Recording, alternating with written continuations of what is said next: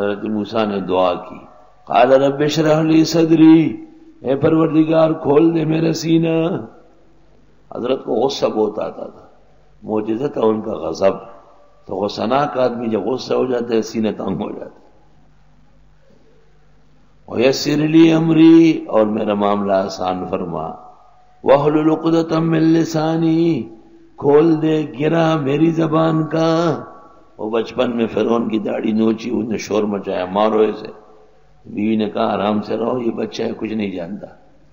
تو امتحان کے لیے ایک برتن میں آگ، ایک میں موتی رکھی گئی یا پھول رکھا گیا۔ جساس رازی نے احکام القرآن میں کہا کہ نہیں، درہ موتی رکھا گیا۔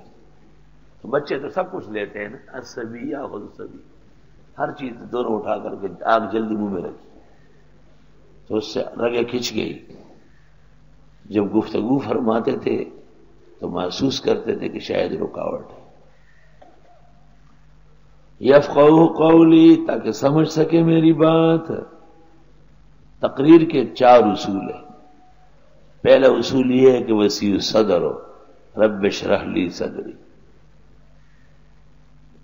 دوسرا اصول یہ ہے کہ مضمون پر حاوی ہو، ویسر لی امری۔ تیسرا اصول یہ ہے کہ زبان صاف ستھری ہو، واحلل عقدۃ من لسانی۔ چوتھا اصول یہ ہے کہ لوگ سمجھ رہے ہو، یفقہوا قولی۔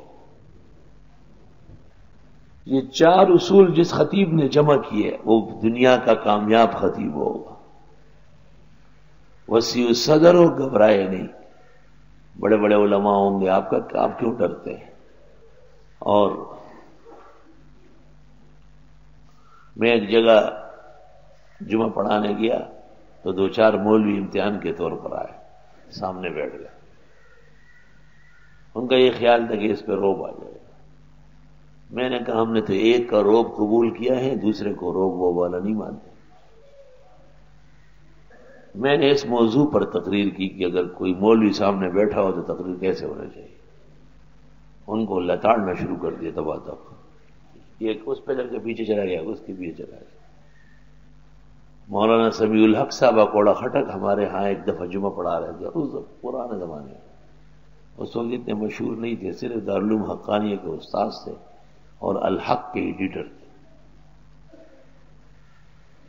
تو میں نے دوپہر کے کھانے پر حضرت الاستاذ مولانا مفتی احمد الرحمان مرحوم، مولانا عبدالرزاق، ان سب کو بلایا۔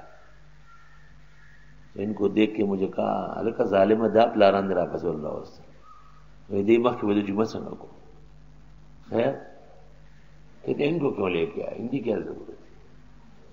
پھر یہاں تقریر کر رہے تھے مفتی صاحب اور وہ غائب ہو گئے مسجد میں۔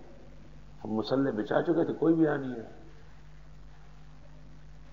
نماز کے بعد دیکھا تو سب موجود ہیں اندر۔ میں نے پوچھا کہ آپ کہاں تھے؟ اور میں کہ کہا ہے نا ہمیں کہ دور دور بیٹھ جاؤ، میرے سامنے سے ہٹو۔ تو کہنے لگے آپ لاران ماتا مخ کے نصیب تقریر کو لے شما۔ بعض لوگوں پہ روب آتا ہے، فضل الرحمان میں یہ کمال ہے کہ اس پر روب ووب نہیں آتا۔